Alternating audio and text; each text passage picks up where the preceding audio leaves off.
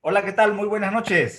Hola, buenas noches. Les damos la más cordial bienvenida a un programa más de contextos, un programa de análisis donde estamos varios compañeros, donde compartimos nuestra opinión desde la página del periódico Ultimátum. El día de hoy estamos aquí presentes el maestro Gilberto Zavala. Buenas noches, maestro. Buenas noches, maestra, ¿qué tal? El maestro Ricardo del Muro. Hola, buenas noches. Y Juan Carlos Calimayor, que acaba de llegar de bateador emergente ahí rápidamente, ya lo vemos acomodándose. El día de hoy yo quisiera iniciar, ya que me dieron el micrófono, con el hecho de que hoy dio a conocer el INEGI que las mujeres trabajamos 6.7 horas más que los hombres. Eso no es una novedad, porque compaginamos nuestro trabajo doméstico con el trabajo fuera, quienes trabajamos también en una oficina o que hacemos otro tipo de trabajos fuera del hogar. Siempre se ha hablado de este tema porque los hombres todavía actualmente no comparten las tareas domésticas.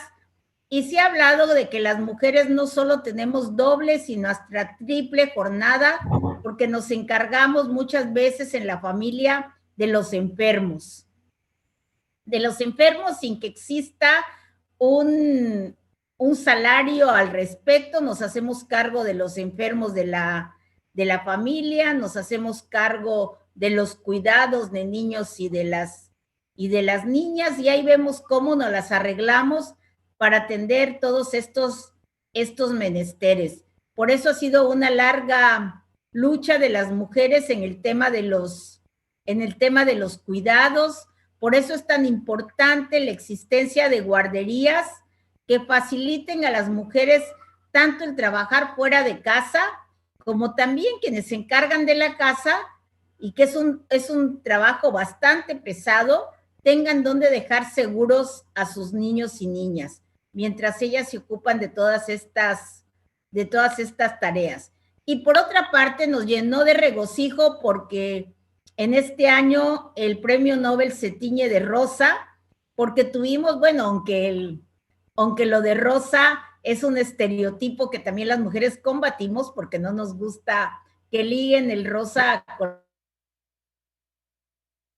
las mujeres, pero de alguna manera hay que decirlo, tuvimos este año 4 premios Nobel, 2 en química, 1 en física, y el día de hoy Luisa Gluck, que fue galardonada con el Premio Nobel de Literatura, una poeta estadounidense, lo cual nos regocija de sobremanera a las mujeres.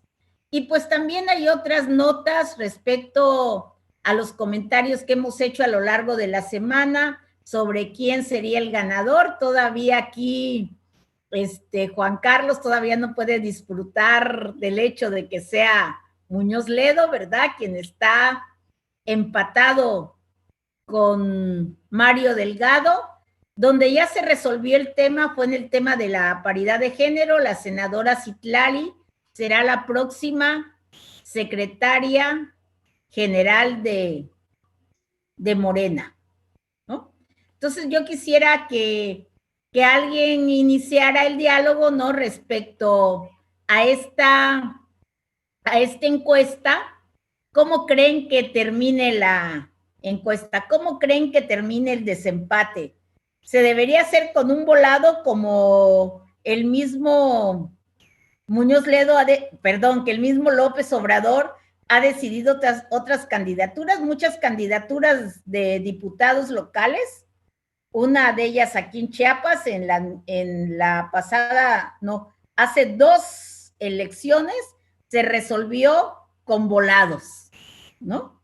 Así terminará esta elección que nos ha tenido un poco en vilo, a pesar de ser una elección partidaria, no una elección que involucra a todo el país, pero sin embargo, por ser el partido que está en el poder, pues nos ha llamado mucho la la atención. Aquí Juan Carlos quiere opinar al respecto. Sí, buenas noches a todos. Sí nos llama mucho la atención que habiendo una diferencia sustancial en las encuestas anteriores, milagrosamente se haya acercado Mario Delgado, razón por la cual vamos a pedir que se vuelva a realizar llamada telefónica por llamada telefónica para determinar la diferencia que hubo entre ambas partes. Y bueno, y si no, pues vamos a proclamar presidente legítimo de Morena, Porfirio, en el Zócalo. No, no es cierto. Eso es obviamente una broma. La pregunta tiene respuesta, Kenta. Escuchaba al encargado en el INE de hacer esta metodología. Se establecieron 3 criterios. El primero fue que se iba a depurar el padrón en una primera, el padrón de aspirantes en una primera encuesta porque hubo muchos. Y eso lo previeron en caso de que hubiera más de 6, hubo 41 aspirantes, 51, perdón, y de esa lista, pues hizo una primera depuración.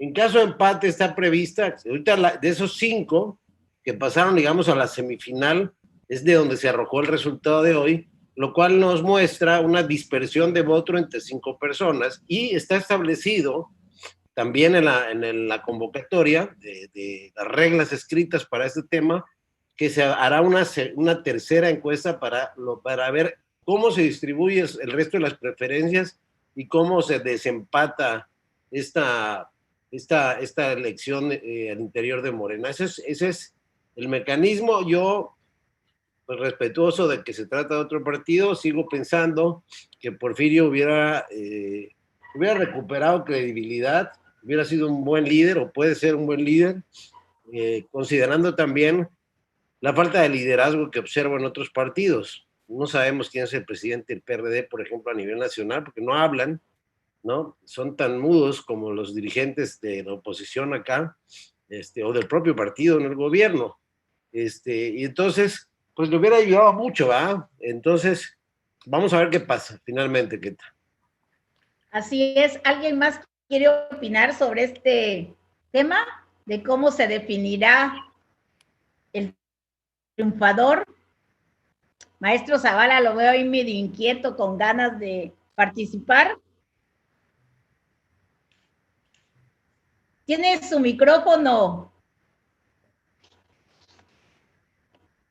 Como que no nos... Estoy muy inquieto, maestra Keta, Juan Carlos, Ricardo, por un artículo que leí, y como es fin de semana, no me aceptó la maestra Keta que comentáramos ese artículo, que es de su autoría. Si me lo permite la maestra Keta, me gustaría mencionarlo. Pero yo creo que aquí un poco se sale del tema, ¿no?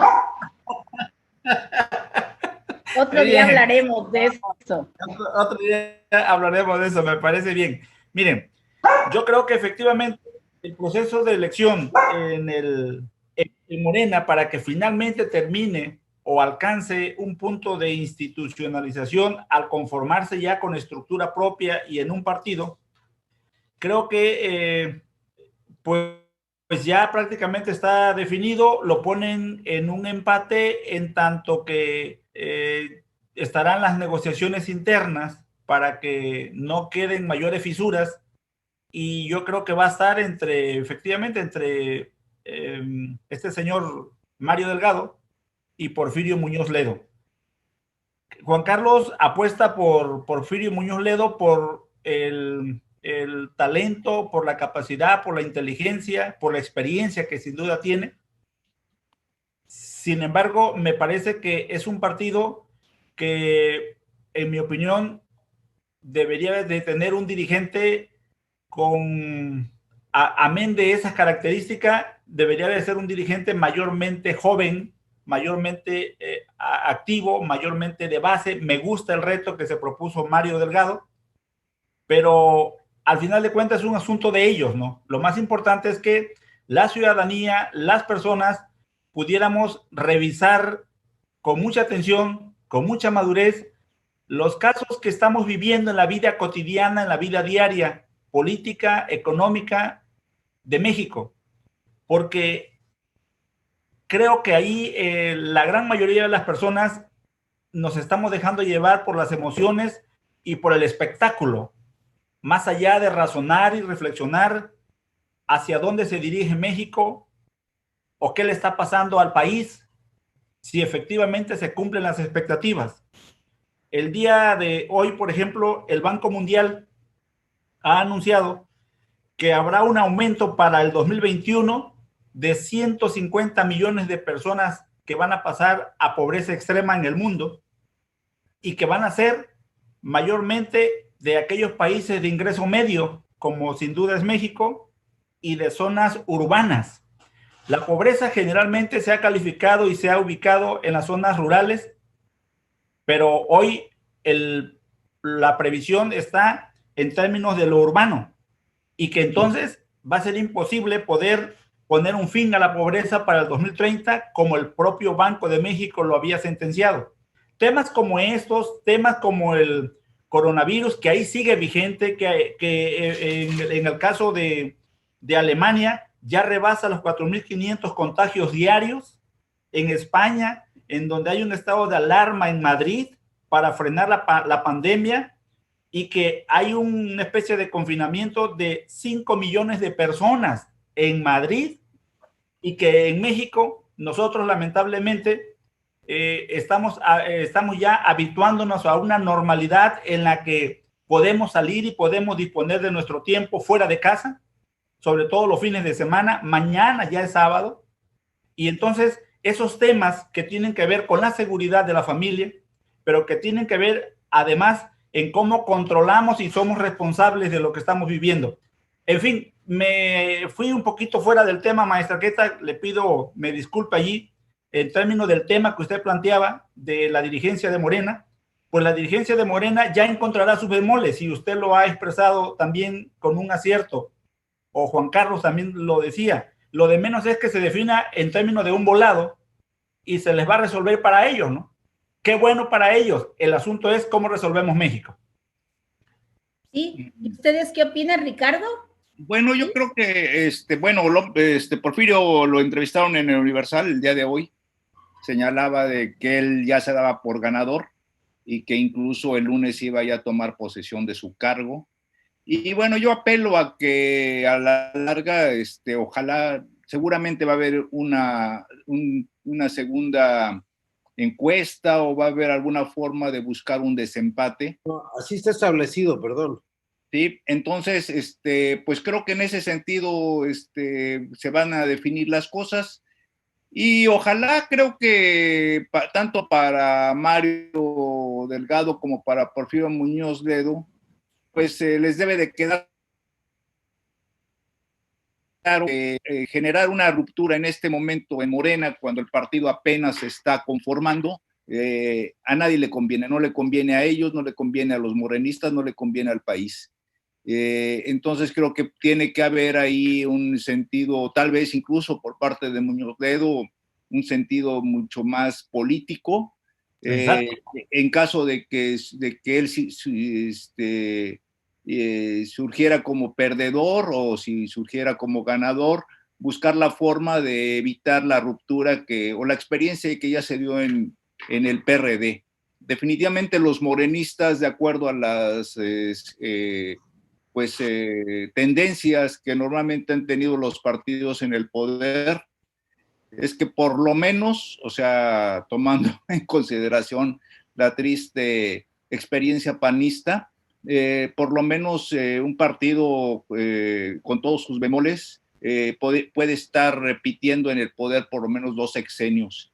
Y en el caso de López Obrador, si se logran los morenistas poner de acuerdo, pues podrían estar en el poder hasta 3 sexenios. Entonces creo que se juega mucho en el aspecto de Morena, y pues ojalá que se pongan de acuerdo, se depure, por supuesto, me imagino que va a haber una depuración.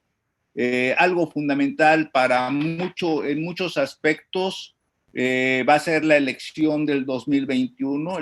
La elección del 2021 en mi opinión, va a borrar muchas telarañas, va a borrar muchos prejuicios y va a borrar también muchos falsos triunfalismos, ¿no? Creo que va a ser la mejor forma de ver si efectivamente el gobierno de López Obrador está tan mal como lo señalan los opositores, o está tan bien como él mismo lo señala. Entonces creo que la elección va a ser el mejor termómetro para ver el punto en donde está Morena y en consecuencia el presidente López Obrador.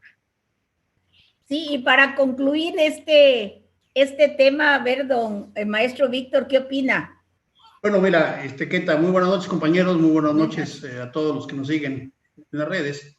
Mira, yo creo que hay una falsa percepción de los partidos políticos en México. A veces creemos que lo que pasa en Morena es solamente para los de Morena, o lo que pasa en el PRI es solamente para los del PRI, o los que están en el PAN es solo para el PAN. Pero hay que recordar lo siguiente: una determinación de tipo jurídico, constitucional. Los partidos son entidades de interés público. Y dos, son sostenidos en la gran mayoría, es decir, con un gran porcentaje por el recurso público. Solamente en la elección pasada del 2018, los partidos políticos tuvieron 36,000 millones de pesos. Es decir, más o menos el 60%. Es nuestro dinero, ¿no? Más o menos el 60% de lo que hoy se está, digamos, concentrando de todos los 109 fideicomisos. O sea, para que nos demos idea de las dimensiones. Es decir, los partidos políticos nos cuestan muy caro. Y tenemos que entender que estar en un partido político, ser simpatizante de un partido político o pertenecer o militar en un partido político es una gran responsabilidad, pero los que no militamos en ningún partido político también tenemos que entender que esos partidos políticos nos pertenecen a todos, no políticamente, pero sí conceptualmente. Eso significa que nos debe de interesar lo que está ocurriendo en la vida política de todos los institutos políticos llamados partidos. Los partidos tienen esa función en la sociedad de mostrar políticamente la pluralidad de la sociedad y dirimir a través de procesos previamente consensados, o sea, las leyes, las diferencias de esas pluralidades democráticas que existen en una sociedad.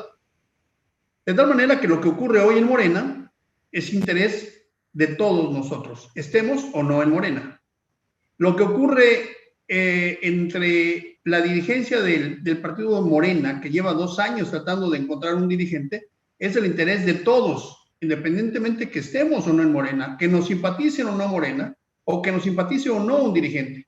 Por lo tanto, pensar, definir o creer que una diputación o que una dirigencia de un partido se puede resolver en un volado, me parece una grosería a la democracia.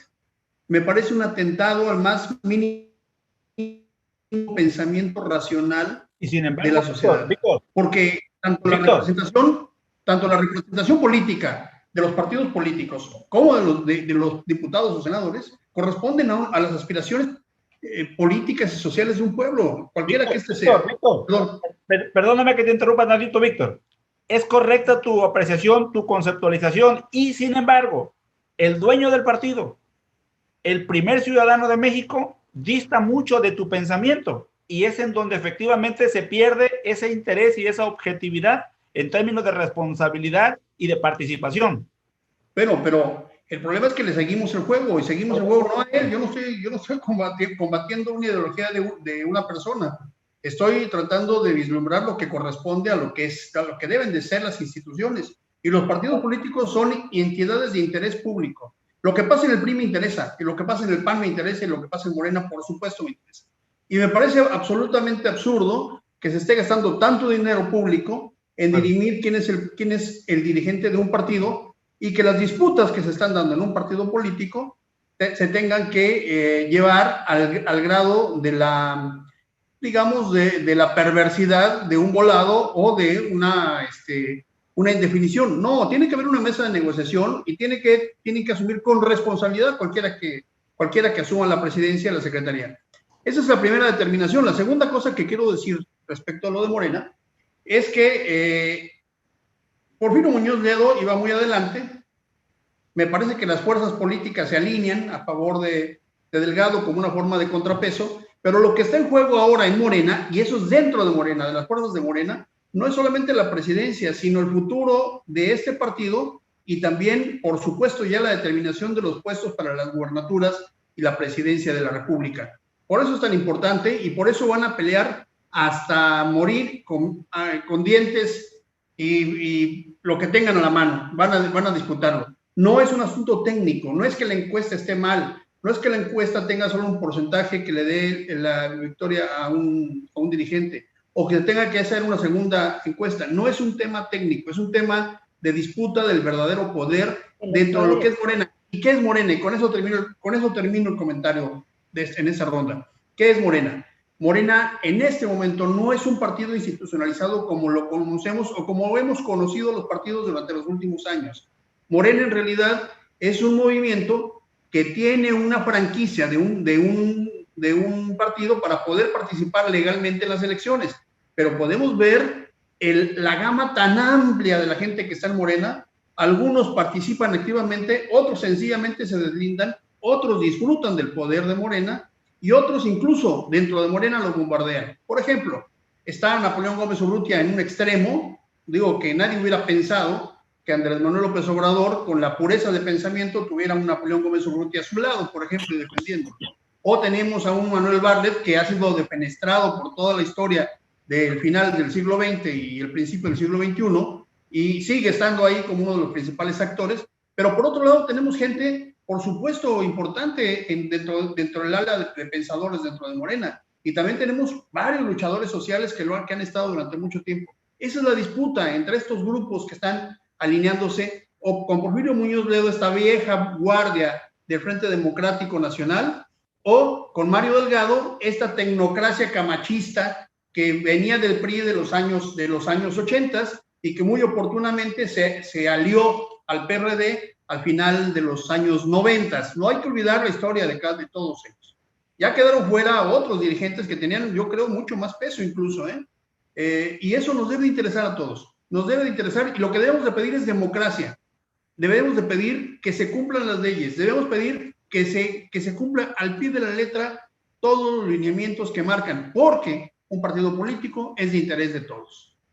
Así es, ya tenemos la experiencia del Frente Cardenista, ¿verdad? Que inicia como un movimiento y que luego se traduce en un partido político que es el PRD, donde confluyeron varias fuerzas de izquierda como el PMT, el PST, el PRT, ¿verdad? Todos esos partidos que en un momento dado luchaban por su cuenta, pero que pertenecían a la izquierda mexicana. Y vimos cómo desafortunadamente cómo terminó el PRD, un partido que en un momento dado llegó a tener mucha presencia, mucha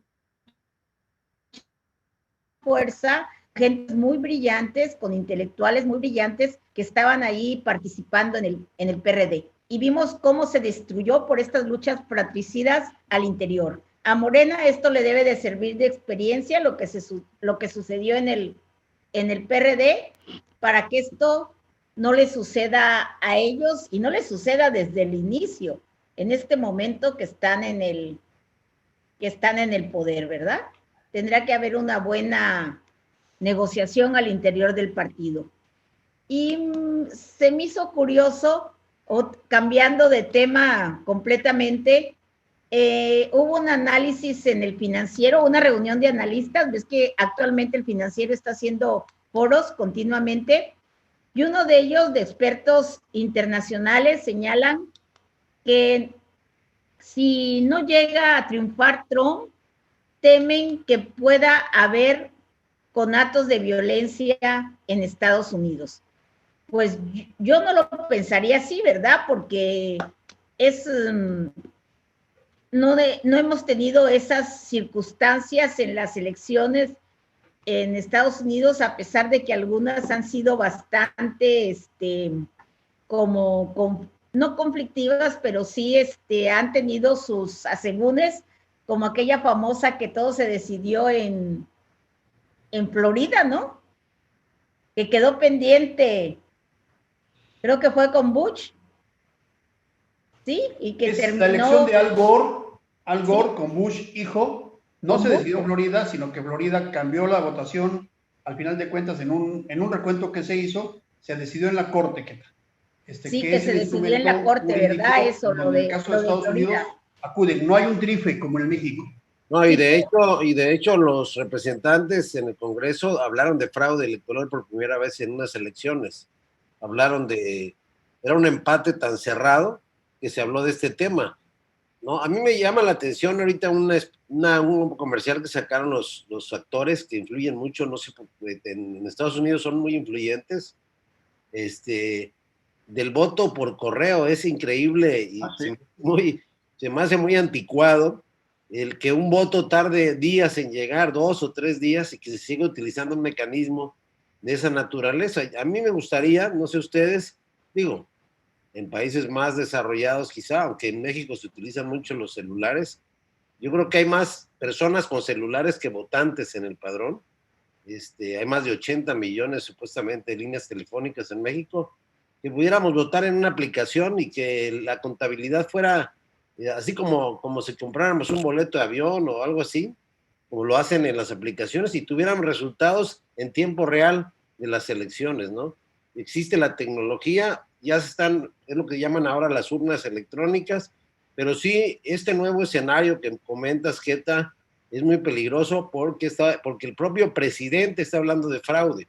A ver si aquí no sale con lo mismo nuestro presidente dentro de un año o menos de un año, pero es muy delicado porque es una doble responsabilidad. Eres candidato, pero eres la autoridad y tú tienes la obligación de garantizar el orden y la paz social.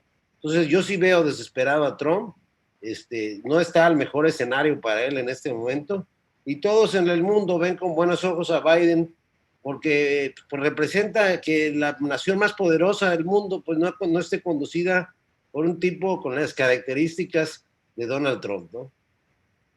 Pero ahí yo digo que Biden tendría que hacer algo más, a pesar de que se habla. Entonces, ¿creen ustedes a darse? ¿Se te fue el audio, Keta? ¿Sí? No te escuchamos. Está muy bajo. Al maestro Zavala. Se escucha, Arráncate, Gilberto.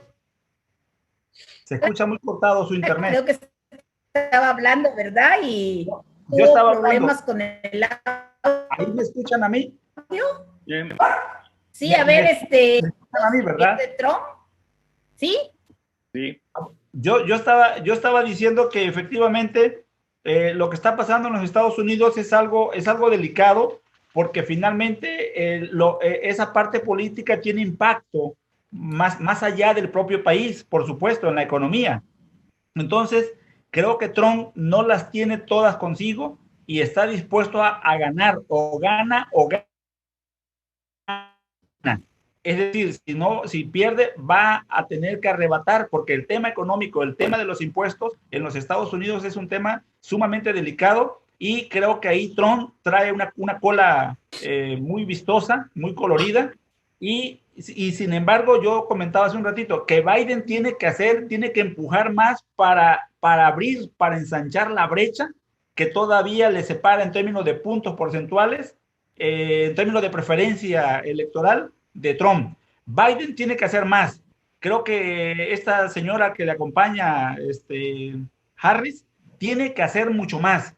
Y habría que estar muy atento a lo que están señalando las encuestas, los sondeos de las encuestas en términos de los dos últimos debates. Se acaba de cancelar el segundo debate Trump-Biden, y todo va a quedar entonces en la percepción que generó el primer debate entre los candidatos a la presidencia y los candidatos a la vicepresidencia. Bueno, está la posibilidad de hacer el tercer debate, el de Tennessee, por supuesto, pero pues finalmente creo que lo que está en juego ahí son los intereses. Creo que la sociedad norteamericana ahorita es un buen ejemplo de cuando se polarizan los intereses de las plutocracias, de los magnates del dinero, y la población. Entonces, en realidad, esa movilización que observamos a favor de los demócratas, pues en gran medida es una labor de gente de trabajadores, muchos migrantes, por eso la misma presencia de Kamala Harris, pero también entre los republicanos, buena parte de los WASP o americanos así protestantes blancos, protestantes Sajones. y sajones, Sajones, ¿no? pues son personas trabajadoras y que de alguna manera están afectados por la economía. Entonces, efectivamente, el punto económico va a ser definitivo y pues también lo que está ocurriendo en Estados Unidos pues demuestra que estas crisis de partidos, que estos cuestionamientos de los sistemas electorales pues se está dando incluso en una democracia más antigua que existe de la época moderna, que es la de Estados Unidos. Entonces, si eso está ahora sí que sucediendo en lo que podríamos llamar los padres fundadores de la democracia moderna, pues, ¿qué podríamos esperar en otras situaciones? Creo que es un fenómeno que se está dando a nivel mundial, el hecho de que muchas instituciones están siendo cuestionadas, de que hay una difícil conciliación entre los intereses económicos y las demandas democráticas y el juego político y los derechos sociales. Eso lo estamos viendo en Estados Unidos. Creo que además la pandemia vino a provocar crisis, ¿no? La pandemia creo que también hizo salir hacia afuera, ¿verdad? Una serie de circunstancias que si no se hubiera dado el COVID-19, creo que las circunstancias políticas eran diferentes. En varios países no hubieran cambiado, ¿verdad? Aquí la influencia de la pandemia fue también muy importante, ¿no? Sí, no sé. Además sorpresiva. Víctor. Sí, bueno, quedamos que vamos a platicar todos los días de aquí hasta la elección y muy probablemente después de la elección lo que estaba pasando en Estados Unidos por la importancia que tiene en México. Y por supuesto, ese es un tema amplísimo. Yo quisiera que solamente centrar mi comentario en lo siguiente. Trump es un personaje que no ha dudado, no va a dudar, ni antes ni después de las elecciones en echar mano de lo que sea necesario. Es decir, necesitan conservar el poder, él y todo su grupo, por varias razones.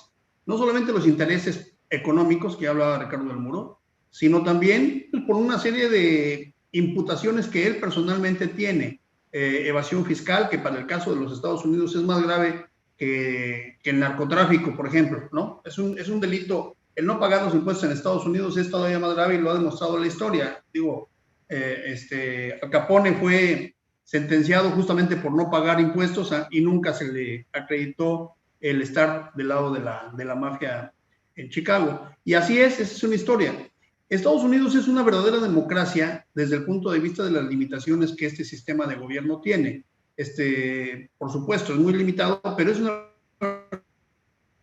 democracia creadora de instituciones muy importantes para el mundo y que siguen siendo admiradas en el mundo y que yo creo que es muy importante pensar en Estados Unidos como el crisol de una serie de instituciones que son verdaderamente valiosas para la sociedad. Y eso es lo que está en juego ahora. ¿Qué es lo que va a pasar? Hay algunos analistas de manera muy estridente y alarmista han dicho que después de las elecciones, si gana Biden, pues va a haber incluso hasta una especie de guerra civil, dicen, porque hay unas milicias, o sea, las milicias armadas de Estados Unidos, que son milicias prácticamente de blancos, las WASP que decía Ricardo del Muro. La asociación está del rifle, ¿no? Que son los supremacistas raciales, ¿no? Confrontados, muy confrontados con el Black Lives Matter, que es, digamos, la respuesta que ha tenido la sociedad para la recuperación o para contravenir a toda esta sociedad, digamos, que bien es muy democrática políticamente, pero socialmente es absolutamente racista y que ha estado, digamos, marginando a muchos grupos sociales durante muchos años. Esa ha sido la respuesta. Y lo que están previendo los analistas es que haya una confrontación que nos lleve a ellos y, por supuesto, al mundo entero a una especie de guerra civil. Yo particularmente no lo creo. Yo creo que va a ganar Biden, lo digo ahora, creo que ya es el momento de que empecemos a poner nuestras predicciones, pero no son predicciones con bolita mágica, sino pues es un análisis politológico de lo que puede ocurrir. Me parece que Biden va a ganar. Me parece que no necesita hacer mucho más Biden, aunque es un candidato muy gris, es un candidato muy limitado, es un candidato poco carismático, pero es un candidato que tiene el gran éxito de tener enfrente a un Trump que parece, digamos, un chivo en vidriera. Entonces, a nadie le gusta en Estados Unidos, que es una sociedad con instituciones muy serias y muy firmes, un presidente, digamos, voraz de las instituciones, un presidente desmesurado, agresivo, un presidente que no cumple con la ley, que le vale sombrilla a cualquier cosa. Entonces, lo que buscan es alguien mucho más mesurado. Y eso es lo que representa Biden. No representa otra cosa, y es eso. Y bueno, pues yo creo que Biden va a ganar, y va a ganar no por el porcentaje de votación que tiene en los ciudadanos, sino que ya el colegio electoral, al parecer, tendría ya ahorita asegurado, porque así se mueve el sistema en Estados Unidos, asegurados arriba de 300 votos electorales. Estarían en juego todavía alrededor de 50 o 60 votos, o sea, Texas, muy probablemente Carolina del Norte, Michigan y probablemente la Florida. Pero ya me gustaría que en una segunda ronda habláramos del voto hispano, pero ese es otro tema. Mi predicción es que gana Biden. Mi predicción es que puede haber algunas manifestaciones de inconformidad, pero Estados Unidos tiene instituciones muy fuertes que van a hacer que no pase absolutamente nada de lo que están presagiando los agoreros del conflicto. Así es. ¿Y qué opinas, Juan Carlos? Yo creo que la verdad es que nos acaba de dar una verdadera cátedra, Víctor. Conoce bien y explica muy bien el modelo, coincido plenamente con él. Nada más haría algunas alcances a su análisis de cómo está compuesta la sociedad norteamericana. Los latinos, y sobre todo los mexicanos, tendemos a sobreestimar nuestra influencia en términos electorales en Estados Unidos, y en una elección cerrada sí puede ser un porcentaje importante, y hay que entender cómo las migraciones mexicanas son generacionales. A mí me ha tocado, no sé si el maestro Ricardo lo ha vivido de sus viajes a Nueva York, que hay, yo creo que todos los que hemos tenido la oportunidad de ir alguna vez, tú ves que hay mexicanos que te atienden, tú los ves como mexicanos y que no quieren hablar ni siquiera español porque ya adoptaron lo que Samuel Huntington, el sociólogo norteamericano, llamaba el credo americano. Hay un texto que yo les recomiendo mucho que se llama Who We Are, ¿quiénes somos? Porque no acabamos de conocer a nuestro vecino del norte. Aparte del WASP, o sea, del White, Anglo-Saxon and Protestant, que es, digamos, como el modelo prototipo del norteamericano fundacional, están los rednecks, que son los que están en el corazón de Estados Unidos, que representan un 75% de la votación y que es la clase media baja de Estados Unidos, que ya la quisiéramos acá, por cierto, pero que es normalmente bajadora, con cierta calidad de vida, pero que ahorita está padeciendo y sufriendo mucho, pero que son profundamente gregarios, profundamente discriminatorios. Si tú viajas, por ejemplo, en carretera por Estados Unidos y pasas por un poblado de estos, donde ahí se confluye la Asociación Nacional del Rifle, que es otro derecho que los norteamericanos defienden, bajo la lógica de que cualquier día pueden ser invadidos y tienen derecho a la autodefensa, sacar un arsenal. Todos estos rednecks tienen en sus sótanos armas de grueso calibre, están como preparados siempre para la guerra, siempre para cualquier amenaza exterior. Esto no pasa, y con esto concluyo, digamos, mis alcances al análisis de Víctor, en las zonas fronterizas con México, ni tampoco en las costas este y oeste, donde la composición de la ciudadanía norteamericana es más plural. Y entonces, ¿por qué? Por la propia dinámica que tiene una zona costera, digamos. Hay unas características pluriculturales, plurirraciales, que no son las mismas del gran corazón de los Estados Unidos, que es lo que representa y es el segmento de mercado electoral al que atiende precisamente Donald Trump, y que están viendo seriamente amenazado pues su origen fundacional. O sea, ellos sienten que fundaron esa nación y que están siendo paulatinamente invadidos por otras culturas, por sus usos, por sus costumbres, porque los mexicanos que vamos para allá no adoptamos el credo americano. Comemos hamburguesas hasta acá, pizzas, pero allá llevamos a la Virgen de Guadalupe abajo de un brazo y aquí los tamales de chipilín. Y eso es lo que a toda sociedad le causa cierto escozor. Es decir, el que se rompan reglas, usos, costumbres y tradiciones, y es lo que está en juego en la democracia norteamericana hacia futuro, ¿no? Si me Bueno, permiten, pero también podríamos encontrar en una época la migración irlandesa, polaca, que no respondía tampoco al concepto cultural, ¿no? Alemana. Hay Los muchos italianos, ¿no? Los pero italianos. ¿qué tal? Si me Sí. permiten, sé que le toca a Ricardo Muro y a Gilberto, nada más para, digamos, profundizar en este tema que has hablado de la migración y el voto latino. El problema es que nosotros vemos el porcentaje del voto latino como vemos en México, pero no se mide en porcentaje en el caso de Estados Unidos. Solamente hay 7 estados, 7 entidades en donde el voto latino puede digamos, hacer que los votos electorales vayan para uno u otro partido. Y voy a hacer el análisis por estado. A ver, California. En California, o sea, del 30% de los latinos en Estados Unidos están concentrados mayoritariamente en estos estados en los que voy a hablar. California. Y en California el voto es definitivamente demócrata, ya está definido. Son los 45 votos, así sea 38% de la población latina o 60%, ya no impacta. Los 45 votos de California son demócratas. En Nevada el porcentaje de votación latina es menor, pero todavía puede pensarse que Nevada puede ser demócrata. En Arizona, el porcentaje de los latinos es aproximadamente del 18% y muy probablemente sea demócrata. En Texas, aunque tenemos una presencia importante como latinos, siempre ha sido un estado republicano. Por eso Texas en este momento está siendo uno de los estados a quien se le está dirigiendo todas las campañas, pero además están viendo con lupa, porque si bien los latinos tienen solamente el 14% de la población, muchos blancos sí están pensando en votar a favor de Biden, por lo que ya decíamos, por estar en contra de Trump. Por eso Texas va a ser un estado bisagra.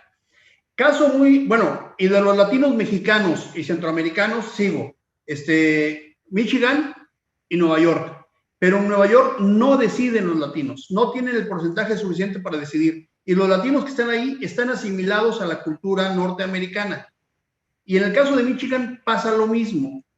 Un caso distinto es Florida, porque en Florida hay latinos, pero no son los mismos latinos como en el caso de México, centroamericanos que se van a buscar el sueño norteamericano con una mano delante y una atrás y que terminan a veces por no impactar en la economía en términos de riqueza, es decir, no concentran riqueza, tampoco generan mucho desarrollo y tampoco tienen mucha participación política. Los mexicanos y los centroamericanos, porque llegan sin dinero y llegan sin recursos. En el caso de Florida, los latinos son cubanos que salieron de Cuba con muchísimo dinero, que pusieron empresas cubanas, se llevaron el dinero de Cuba, porque era la clase social alta de Cuba, de dominicanos que también, y de puertorriqueños. Por eso ellos sí influyen en la política, y por eso ellos sí participan, y por eso ellos sí tienen representantes, porque la composición socioeconómica de los latinos cubanos es muy distinta que la composición socioeconómica mexicana. Entonces, en el caso de Florida, son normalmente republicanos, pero muy probablemente también en este momento se conviertan en demócratas. Ustedes quieren saber qué va a pasar en la elección, hay que ponerle atención a Texas, a Florida, Michigan y probablemente Arizona. Hasta ahí, esos estados, los demás están definidos. Así es como se mueve el caso de las elecciones en Estados Unidos, y el voto latino no tiene presencia porcentual, sino regional. Sí, pues de hecho está bien, y además otra cosa que creo que a veces nos olvida, porque a veces criticamos el hecho de que los latinos que de la segunda, tercera generación se olvidan de sus raíces, pero bueno, creo que es un fenómeno normal en cualquier proceso de migración. El mejor ejemplo pues es, por ejemplo, ver las generaciones, lo vemos aquí en Tuxtla Gutiérrez, de una segunda o tercera generación de inmigrantes españoles. Por supuesto que una segunda o tercera generación pues ya se asume como mexicano, generaciones de judíos que se asumen como mexicanos, etcétera, etcétera. En fin, es normal. Ahora, buena parte, también algo fundamental, efectivamente la segunda minoría o si se puede llamar minoría, pero creo que ahí también lo que tiene mucho que ver, pues es el grupo afroamericano, que tiene mucho poder y que prácticamente pues es el segundo punto pues, que va a definir la elección. Y por supuesto en lo que decía Juan Carlos, que también se observa en nuestro país, o sea, es simplemente que allá son güeritos, ¿no? Y aquí somos morenos, en el sentido de que, pues lógico, los pueblos campiranos, los pueblos que no son centros comerciales, ni son centros turísticos, ni son grandes ciudades, pues normalmente son zonas tradicionales, conservadoras, prejuiciosas, reaccionarias, y bueno, eso lo vemos también aquí en nuestro país, y en Estados Unidos pues no cambia la situación. El Ku Klux Klan, ¿no? Se dio en esa zona de San Luis, Missouri, de sí, Michigan, ahí por una reacción, ¿no? por una reacción En de el un medio oeste. sur, pero también un sur derrotado y humillado por los norteños, ¿no? Incluso hay una película de Griffith que se llama El nacimiento de una nación, donde pues es casi una apología del Ku Klux Klan. Y por otro lado, si ve uno lo que el viento se llevó, que no es tan Ku Klux Klaniana, pero también un poco da esa visión de los sureños respecto a los norteños. Pero bueno, definitivamente también Estados Unidos, el propio Trump es un producto de la inmigración y es un país de inmigrantes. Sí, definitivamente. Lo que yo creo que también no me atrevería ahorita, la vez pasada estaba también muy fuerte la visión a primera vista de que Hillary iba a arrasar por su popularidad.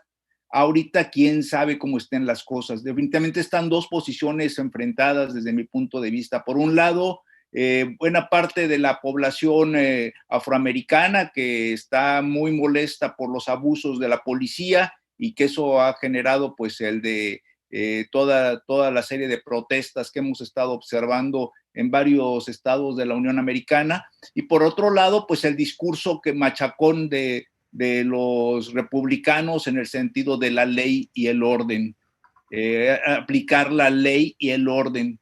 Entonces eso tiene un poquito que ver ese aspecto, ¿no? Entonces, pues yo creo que se va las elecciones en noviembre, posiblemente, y ahora ya no tuvimos oportunidad de ver un segundo debate, pues tal vez para el tercer debate podamos ya vislumbrar quién es el triunfador. La vez pasada, pues había mucha opinión de que iba a ganar Hillary, y ya ven que a la mera hora, pues nos quedamos con las ganas las mujeres. Se define el triunfo por Trump. Yo haría ahí un comentario, si me lo permiten, que en el primer debate, después del primer debate, se generaron más o menos 3 puntos en 6 estados de los Estados Unidos, que fueron Carolina del Norte, Georgia, Iowa, Ohio y Michigan. Ahí en donde la percepción del debate les dio a cada uno de ellos más o menos 3 puntos y se mantenía cerrada la tendencia de los colegios electorales. Pero más allá de ello, en el primer debate también se puso como tema el asunto de la Corte. El asunto de la Corte tiene que ver precisamente con el asunto fiscal. Por eso era tan importante la definición de este colegiado de 9 integrantes que son, lo comentábamos la vez pasada, electos de por vida. Y ahí hay 6 que corresponden y que le tienen predominio al actual presidente Trump, y solamente 3 de ellos fueron manos de 2 de Obama y uno que ya venía de la pasada administración. Y a mí me llama la atención también que lo que está mayormente en juego en este proceso electoral de los Estados Unidos, reelección para Donald Trump, es precisamente la supremacía del ejercicio democrático más allá de la frontera de Estados Unidos. Estados Unidos, el gran vigía, el gran elector, el que transparenta los procesos, el que se involucra en la vida económica y en la vida política de los países, sobre todo sudamericanos, y más allá en el otro continente. Entonces, lo que está en juego no solamente es si Trump continúa o no continúa, sino efectivamente lo que ha hecho Trump, la confrontación interna, los efectos de la pandemia, y se le está volviendo complejo. Pero recupero lo que han comentado ustedes. Si Biden, ahí con Víctor tiene una opinión distinta, pero en mi opinión, Biden tiene que despertar más. Si quiere ser presidente, tiene que empujarle más para ahondar esa poquita diferencia. Algunos le dan 7, 8 puntos o hasta 13 puntos de diferencia de Donald Trump. Pero hay una población a la que el presidente actual siempre se está dirigiendo, que es la bronca, que es la que quiere el pleito, que es la de la ley y el orden, que es la que está en contra de los negros, de los hispanos. Y entonces, ese es el voto duro que tiene Trump. Ahora, ¿qué lo puede definir? Ya el segundo debate va para afuera, no se va. Viene el tercer debate, pero los días se acortan. Acaba de indicar también Trump que el tercer recorte, no, más bien, que el tercer paquete económico que va a ayudar a los afectados por la pandemia se reduzca su monto presupuestal. Y entonces eso está también mandando un mensaje que está endureciendo su gobierno para aquella población votante que pareciera ser que está tomando distancia de él. Entonces, ¿qué le puede ocurrir a Trump? Que efectivamente lo recupere o que se aíslen aún más. Bueno, maestro, pues hemos llegado pues casi al final del programa, ¿verdad? Aquí se quedaron con las ganas y son muy rápidos aquí Juan Carlos y el maestro Ricardo en opinar porque ya estamos cerrando. No sé si quiere Juan Carlos o yo, como gusten. No, muy rápido, 2 minutos. Advertir que todavía, como es muy fuerte la disputa, puede suceder algo, un factor como tipo, no digo que sea lo mismo, lo que pasó en España, el atentado de Atocha cambió unos días antes el destino de la elección. A Bush le cayó como anillo al dedo el ataque a las Torres Gemelas. Entonces, hay que observar a los estrategas norteamericanos. Yo creo que en estos 20 días que faltan podría suceder, lo digo como toda responsabilidad, algún acontecimiento extraordinario que pudiera modificar la ruta de la elección. Y bueno, los estrategas de ambas partes, sobre todo la gente de Trump, Trump es un atrevido, podría suceder algo que modifique de repente un escándalo, no sé, algo, nada más lo dejo ahí. Bueno, la vacuna, Juan Carlos. Yo creo que finalmente la elección de noviembre puede ser el gran experimento o el gran laboratorio en ver qué tanto va a afectar la pandemia y la actitud del gobierno en la atención de la pandemia, y esto cómo va a reflejarse en las actitudes electorales, y esto puede ser un factor determinante para cambiar el rumbo de una elección, para tumbar a un presidente, o por el contrario, se pasa por encima, y puede ser un buen indicador para ver cómo podrá venir la elección de México también por la cuestión de la pandemia. Creo que esa parte también hay que observarla con atención. Bueno, pues buenas noches. Les damos la más cordial buenas noches a quienes nuestro auditorio. Los esperamos el próximo lunes a las 8:30 de la noche por la página de Ultimátum. Y buenas noches, maestro Zavala, buenas noches, Juan Carlos, buenas noches, Ricardo, y buenas noches, maestro Víctor. Buenas Hasta noches. el próximo lunes. Hasta el lunes. Nos vemos. Buen fin de semana. Buen fin de semana. Víctor, ¿dónde has andado? Los felicito. Felicidades. Víctor, ¿dónde has andado? Que no te vimos ayer, antier. Ayer no te vimos estuve. El jueves. El jueves. Estuve. El jueves también. No, perdón, el miércoles. También estuve. No, en el desayuno. Ah, no, el desayuno no, fíjate que se me complicó, tuve un asunto ahí familiar que atender y ya no pude desayunar con ustedes. ¿Cómo estuvo? ¿A qué nos comprometimos? Nos comprometimos a cumplir nuestras promesas, ¿verdad? Una de ellas es que podamos... Sí, entonces no sé si podemos hacer un calendario de que a cada uno un día el lunes, otro día el martes le toque hacer el video, el previo. El previo. Ok. El previo, que le toque revisar las noticias en la mañana, ver cuál es la que destaca para anunciar que de eso se va a hablar en la noche, ¿no? Entonces, si gustan, manden al WhatsApp qué día les conviene. Oigan, la mecánica sería grabarnos con el celular y decir, ¿qué tal, amigos? Sí. Hoy por la noche los esperamos en Contextos. Vamos a tratar estos temas, ¿no? Una propuesta. nos veamos el martes, nos tomemos un café, platiquemos. Mira, yo no puedo, voy a estar saliendo. Mi hijo está entrando a la universidad y se va a Puebla, entonces tengo que ir a verlo. Yo me lo tomo con usted, maestro. Pero les hago una propuesta. Somos 5, agarremos un día cada uno. Ya definitivo, o sea, el cual tú todos los lunes, martes y todos los miércoles, etcétera. Oigan, me están diciendo que seguimos en vivo. Ah, ¿Seguimos en vivo? Se olvidó.